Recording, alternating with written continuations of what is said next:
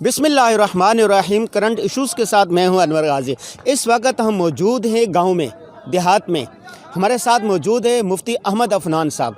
मुफ्ती अहमद अफनान साहब से पूछेंगे गांव देहात के माहौल और शहरी माहौल में क्या फ़र्क है। क्या रसूलुल्लाह सल्लल्लाहु अलैहि वसल्लम के दौर में भी बच्चों की तरबियत के लिए या उनकी अच्छी खुराक के लिए गांव में भेजा जाता था या नहीं।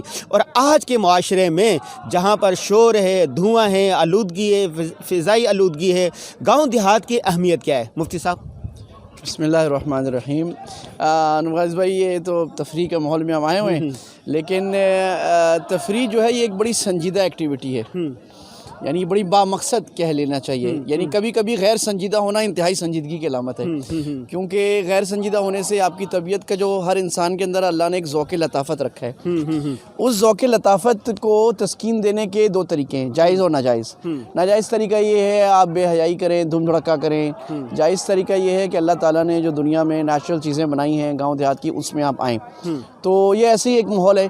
और आपने जो मिसाल दी रसूलुल्लाह सल्लल्लाहु अलैहि वसल्लम के ज़माने में भी ये था कि आप जो छोटे बच्चों को देहात भेजा जाता था, उसके फ़ायदे सीरत की उलमा ने लिखे हैं। एक तो ये होता है ज़बान देहात की साफ़ होती है। शहर में आप देखते हैं ज़बान ना, एक ज़बान में 10-20 ज़बानें मिलती हैं, तो आलूदा अबे तबे हो जाती है। देहात की पंजाबी हो, पश्तो हो, सिंधी हो, बड़ी साफ़ होती है।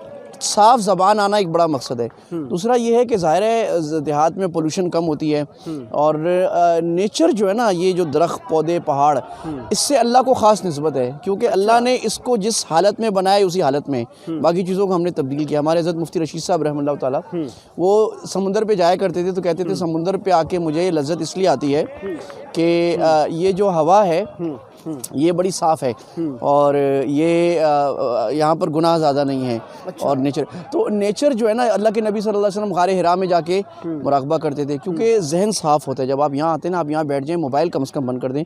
अगर आपने मोबाइल खोला हुआ है तो आपका देहात में आना, पहाड़ पे बैठना, घर में बैठना सब बराबर है। मोबाइल बंद करें काफ़ी वक्त, थोड़ा वक्त खोलें। और ये दुनिया ने प्रूफ किया है। चुनाचे मैं दुनिया के काफ़ी मुल्क अल्लाह मुझे घुमा चुका है, तो वहाँ मैं जब देखता हूँ गोरों को ख़ास तौर पर, वो तफरीह कैसे करते हैं, हम तफरीह कैसे करते हैं। इतवार के दिन क्या करते हैं?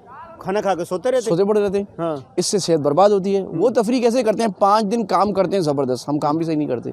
5 दिन लग के काम करते हैं सुबह से रात तक, 2 दिन लग के तफरीह करते हैं। तफरीह कैसे? पहाड़ पे चढ़ रहे हैं, पहाड़ पे साइकिल चला रहे हैं, कश्ती चला रहे हैं, दौड़ रहे हैं, किसी खूबसूरत जगह पे ट्रैकिंग कर रहे हैं, पहाड़ों के अंदर वो कच्चे रास्तों में जा रहे हैं, ये उनकी तफरीह होती है। क्योंकि समझ गया कि इससे तबीयत को अल्लाह ताला सुकून, लताफ़त देता है, इंसान के हवास बेहतर होते हैं, आबो हवा, ऑक्सीजन बेहतर होती है। तो ये सारे फ़वाइद हैं जो कुरान हदीस से भी साबित हैं, दुनिया की जो इस वक्त सोशियोलॉजी, साइंटिफिक चीज़ों ने भी साबित की हैं। इसका हमें ख्याल सेहत पर वाक़अतन असरात मुरतब होते हैं या नहीं? मतलब ये तो इसमें शक करना ही ऐसा होगा ना कि बदाहत का इनकार करना। यूँ कहते हैं कि शहरी सहूलियात ज़्यादा होती हैं, बिजली है, गैस है, सर्दी गर्मी से बचाओ। देहात में तो मिट्टी है और ये सारी चीज़ें हैं। अच्छा, ये बड़ी दिलचस्प बात की। हदीस में आता है मन सकनल बादिया तो जफ़ा, जो देहात में रहता है वो सख्त हो जाता है। अच्छा, इसमें जो आइडियल तरीका है ना, अल्लाह ने अंबिया सारे शहर में भेजा। आइडियल तरीका ये है जो दुनिया समझती है, आप रहें शहर में और कुछ वक्त साल में चंद दिन, कभी महीने बाद, कभी 6 महीने बाद ऐसा निकालें जो आप किसी रिमोट एरिया, जिसको दुनिया में कहते हैं रिमोट एरियाज़, उस पर चले जाएँ। बल्कि दुनिया ने आज, आप एयरबीएनबी की ऐप, जो दुनिया की सबसे बड़ी होटल की ऐप है, उसमें आप जाएँ तो वो आपको बताएगी कि उसको कहते हैं ऑफ ग्रिड एरियाज़। वो आपको उन जगहों पर होटल दे रही होती है जो ऑफ ग्रिड होते हैं। ऑफ ग्रिड क्या होता है? गाँव देहात। ऑफ ग्रिड का मतलब जहाँ मोबाइल नहीं चलता, जहाँ सड़क नहीं जाती, ऐसी जगह पे होटल दे रहे होते हैं। आप वहाँ जगह जाके ठहर जाएं।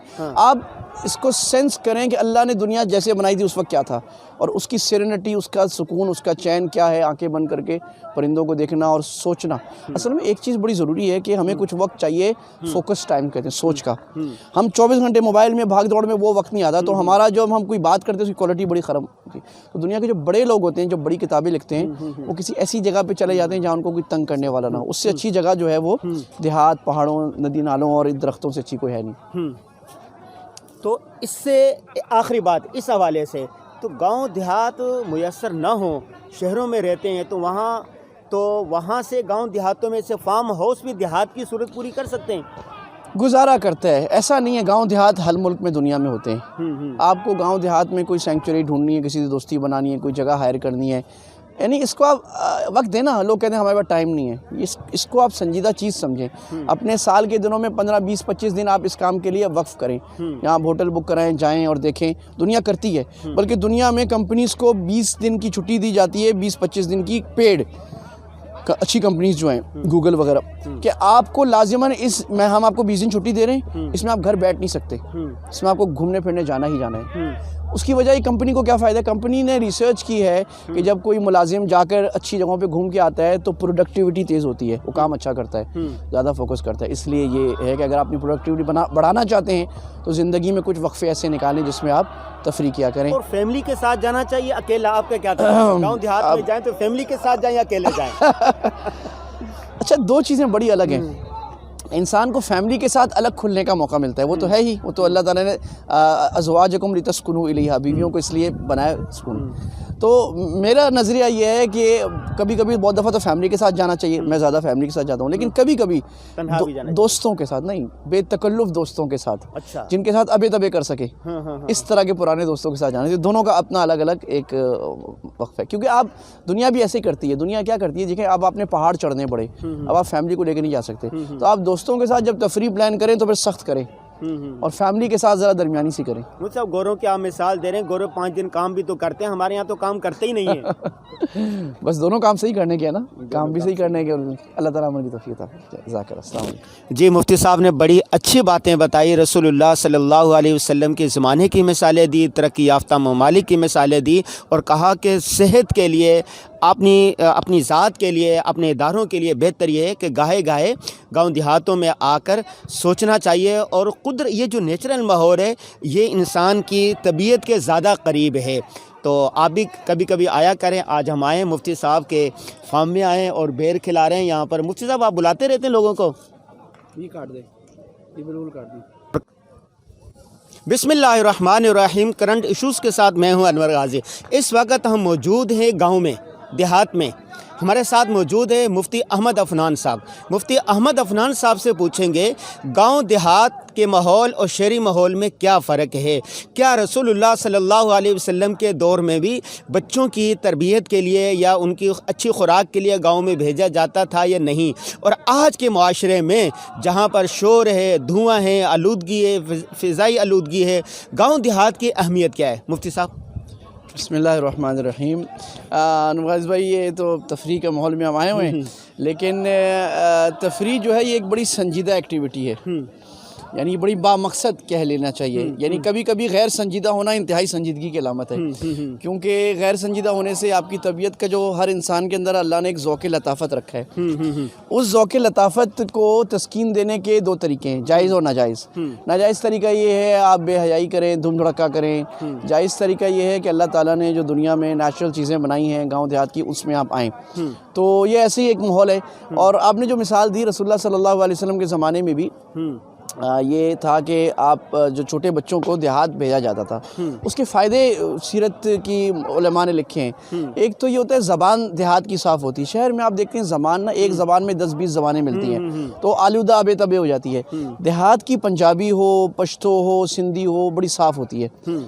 صاف زبان آنا ایک بڑا مقصد ہے. دوسرا یہ ہے کہ ظاہر ہے دیہات میں پولوشن کم ہوتی ہے, اور نیچر جو ہے نا, یہ جو درخت پودے پہاڑ, اس سے اللہ کو خاص نسبت ہے, کیونکہ اللہ نے اس کو جس حالت میں بنایا اسی حالت میں, باقی چیزوں کو ہم نے تبدیل کیا. ہمارے حضرت مفتی رشید صاحب رحمہ اللہ تعالیٰ, وہ سمندر پہ جایا کرتے تھے تو کہتے تھے سمندر پہ آ کے مجھے لذت اس لیے آتی ہے کہ یہ جو ہوا ہے یہ بڑی صاف ہے, اور یہ یہاں پر گناہ زیادہ نہیں ہے.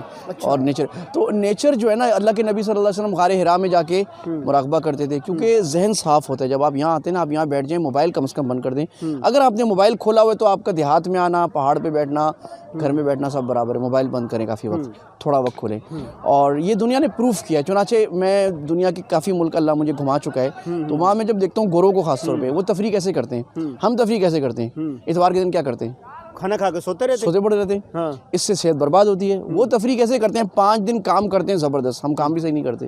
5 دن لگ کے کام کرتے ہیں صبح سے رات تک, 2 دن لگ کے تفریح کرتے ہیں. تفریح کیسے, پہاڑ پہ چڑھ رہے ہیں, پہاڑ پہ سائیکل چلا رہے ہیں, کشتی چلا رہے ہیں، دوڑ رہے ہیں، کسی خوبصورت جگہ پہ ٹریکنگ کر رہے ہیں، پہاڑوں کے اندر وہ کچے راستوں میں جا رہے ہیں، یہ ان کی تفریح ہوتی ہے۔ کیونکہ وہ سمجھ گیا کہ اس سے طبیعت کو اللہ تعالیٰ سکون، لطافت دیتا ہے، انسان کے حواس بہتر ہوتے ہیں، آب و ہوا آکسیجن بہتر ہوتی ہے۔ تو یہ سارے فوائد ہیں جو قرآن حدیث سے بھی ثابت ہیں، دنیا کی جو اس وقت سوشالوجی، سائنٹیفک چیزوں نے بھی ثابت کی ہیں، اس کا ہمیں خیال رکھنا صحت پر واقعتاً اثرات مرتب ہوتے ہیں یا نہیں؟ مطلب یہ تو اس میں شک کرنا ہی ایسا ہوگا نا کہ بدعت کا انکار کرنا۔ یوں کہتے ہیں کہ شہری سہولیات زیادہ ہوتی ہیں، بجلی ہے، گیس ہے، سردی گرمی سے بچاؤ، دیہات میں تو مٹی ہے اور یہ ساری چیزیں ہیں۔ اچھا یہ بڑی دلچسپ بات www.darsequran.com